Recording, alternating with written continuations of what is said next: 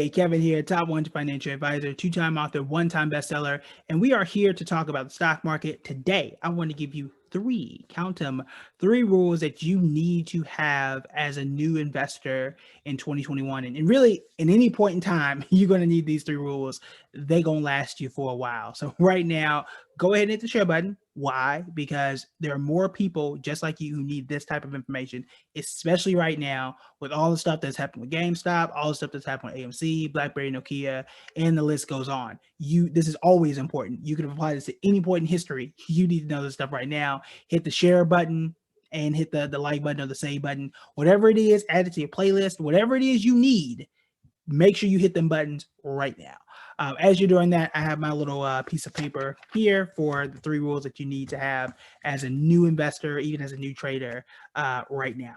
All right, so the first one is know the difference between investing and trading. And yes, it's technically semantics, like you can use each word for whatever, blah, blah, blah.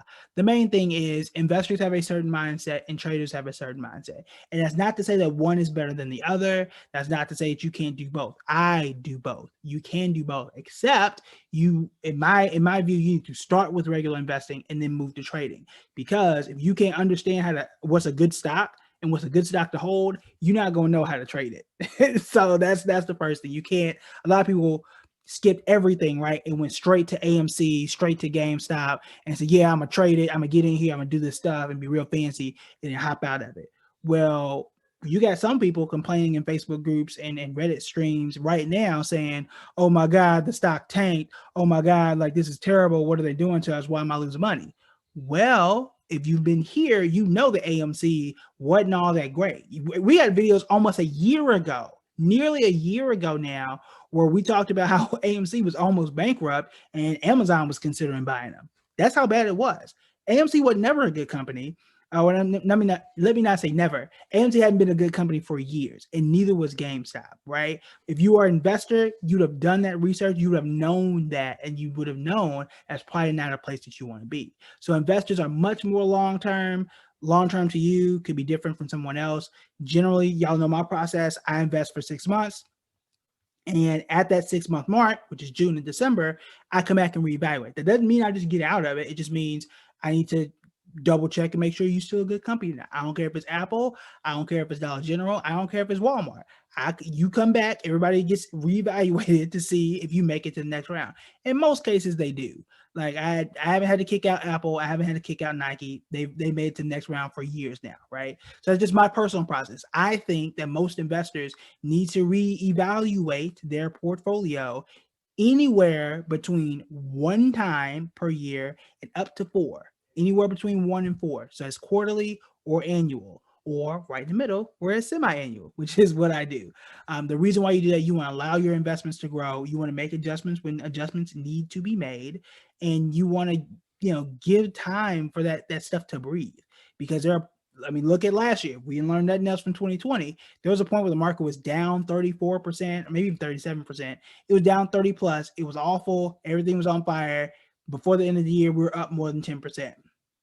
Look at that. Now, you only would have did that if you left stuff alone, and by reevaluating every 6 months or just reevaluating every year, you would have been fine.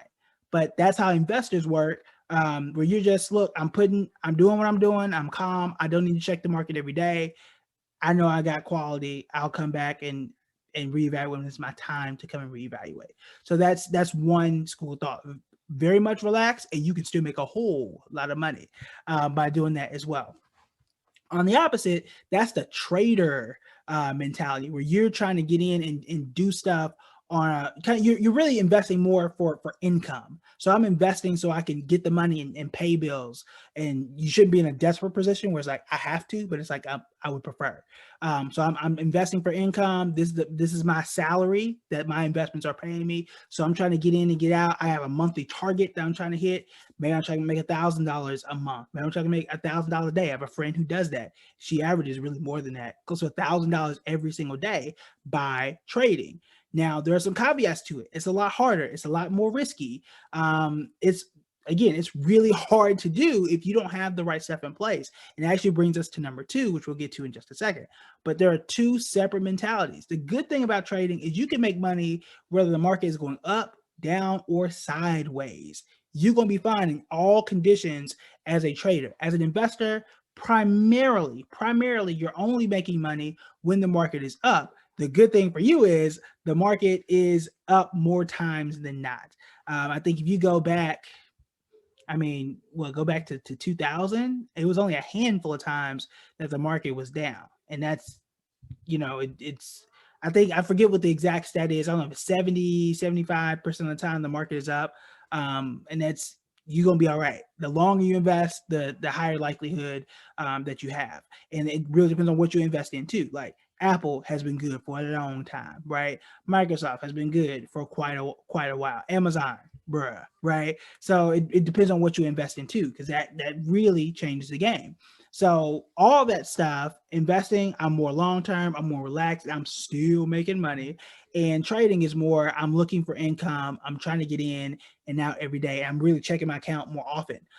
I trade too. So again, I do both, but I'm way more of an investor. I was like close to 95% of my money is all invested, index funds, quality stock. I literally don't check that app at all. My serious stuff, my investing stuff is at Fidelity, and I almost never check it, except for June. That's when I get in and make all those changes.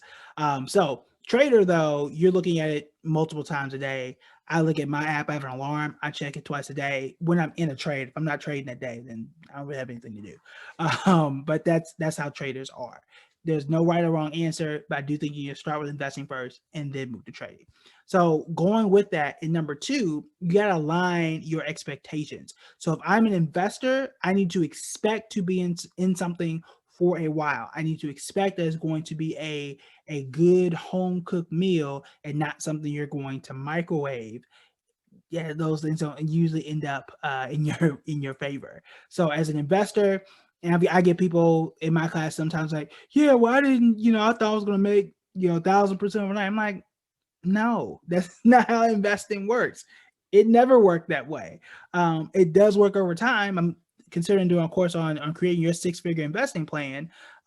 It's going to be a little bit to get there, but once you do, things really take off after that point. But that's how investing is. It is slower. That doesn't mean it's boring, and it should be boring, but that means it's always boring because I enjoyed watching Square go up 250%. I also enjoyed the little bit I got from Tesla too, right? Y'all in the comments who have been investing and talking about the stuff that we've been talking about for the last year and some change, we all been having fun, right? So it can still be fun, but it's not going to be the everyday things you see on CNBC. It's not going to be stuff you see on TV. And you might not want to do that to begin with, right? So that's a part of it. So know your expectations. If you're investing, you're more long-term, you're more relaxed. All that GameStop stuff that was happening, all the AMC stuff was happening, I was chill. I whatever, right? This is my face. Ain't got nothing to do with me, right? My companies are good. I don't need to worry about them going bankrupt. I don't need to worry about them, I ain't never had to worry about an app stopping me from investing in my companies because my companies are quality. So that's what you want to view yourself as an investor. Expectation wise for a trader, that's completely different. Again, you're really flipping the switch. The problem is most people, number one, don't know the difference, and number two, don't know the expectations. Because if you're trading, and any seasoned trader will tell you this, there are two things every time you get into a trade. You know exactly how much money you are risking to lose, and you know exactly how much money you are looking to gain. For example, I'm in a trade right now, and worst case scenario, I know for a fact I can lose $240. Okay.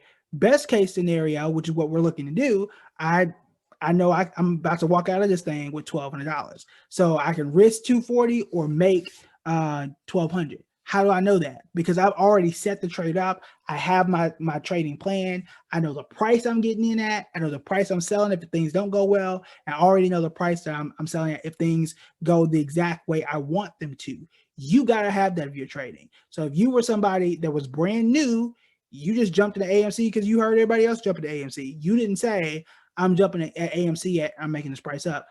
I'm jumping at AMC at $30. If it drops down to 28, I'm out. If it goes up to 40, that's what I'm cashing in my gains. Most people didn't have that. And there are ways to do it where it's automatic. So the trade that I'm in right now, I put my my order in, I'm good. I sit here and wait until one or the other. Whatever happens first, either we lose the 240 or we make the 1200 and we're good. And I'll let y'all know, assuming it happens soon, what's expected out of that trade. But that's it.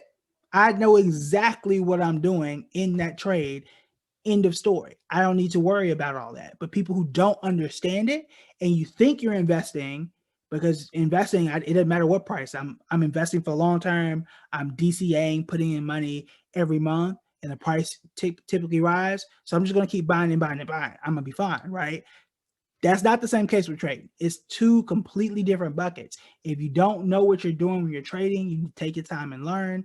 I do teach courses on that, but that's why people got so hurt, because they didn't have a trading plan. They just got in at $400 for GameStop and thought they were going to get out 1,000.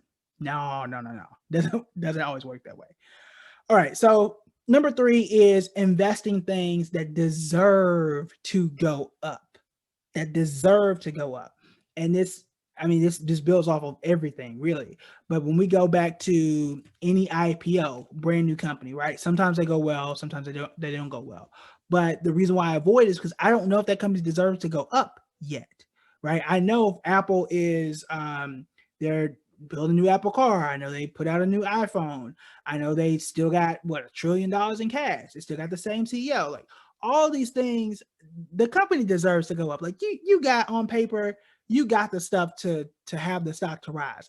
Makes total sense, right? But if I told you that the company has been losing money for the past 5 years, I told you the stock was down 77%, would you expect, or do you think that company deserves to go up in the market? No, but that company was GameStop and people did it anyway. And it's been the best of times and the worst of times, depending on who you ask, right?